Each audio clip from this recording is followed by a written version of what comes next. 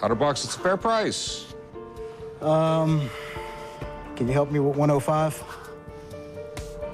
Yeah, I'll give you $105. All right, go write them up, chum. I got $30 more than what I was willing to settle for, and I was happy I did.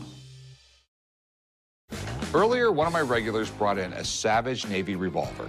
This is a seriously weird-looking gun, and I don't know a lot about it. So I've called in my buddy Craig to help us out. Craig, how's it going, man? Greetings, pawn shop brokers. How are you today? Yeah, the guys call me down when they get an antique firearm that they want to know more about. They want me to evaluate its condition, a value estimation, that sort of thing. This is what I would call a proto double action. It's one of the first double action revolvers, and the concept was that you could shoot a lot more quickly.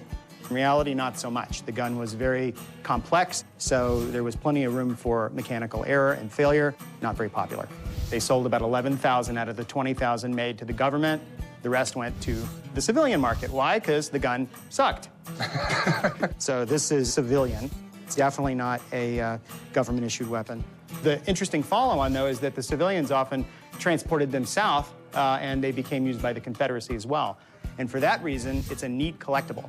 The Savage Navy is an interesting firearm because it's a technology that, while it led to the double-action revolver, the idea did not work very well. It looks all there. I mean, there isn't any major damage to it besides the finish more or less being gone. There's a screw missing on the bottom. Yep, you're right. I know what your next question is. Yeah, how much is it worth? Yeah. You know, the good news is it's not restored in any way, shape, or form.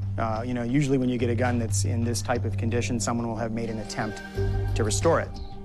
You know, it's going to be a civilian model, and that's going to be the primary driving force behind its price. Of course, condition being the other driving force. So okay. I would say in its condition, as it sits, the gun's probably worth retail $1,800 to $2,000. Okay, thanks, man. Thank you. Take care. A bad idea means they don't make very many, and that's one of the ingredients for something being very collectible. If you've got a Civil War collection, you have to have one of these guns. $800, Rick. No, that's not going to happen. No, I'm thinking more like $1,250, though. I really am. You know, I was hoping to get about $1,800 for the gun. Okay, Yeah, well, I think that's what we're fair. going to get out of it. I think you do a little better. They're really hard to find. I know they're a hard gun to find, but they sit around a long time. It's a weird gun, so $1,650. I'll go $1,300. $1,575. I'll go $1,300. $1,550.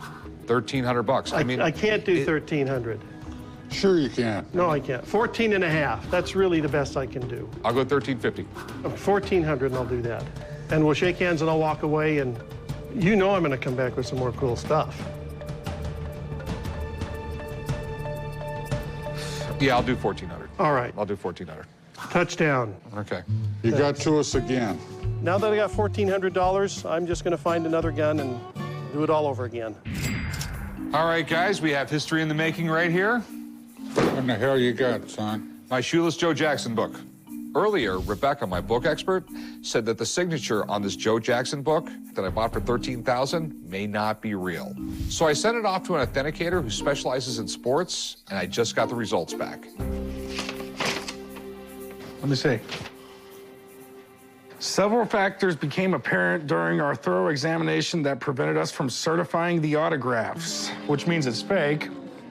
It was drawn slowly, excessive pen pressure. The entire small case E in Joe's first name has been erased and signed over the original. Great job, son. Pretty much it's a bunch of stuff saying it's fake. Just shut up.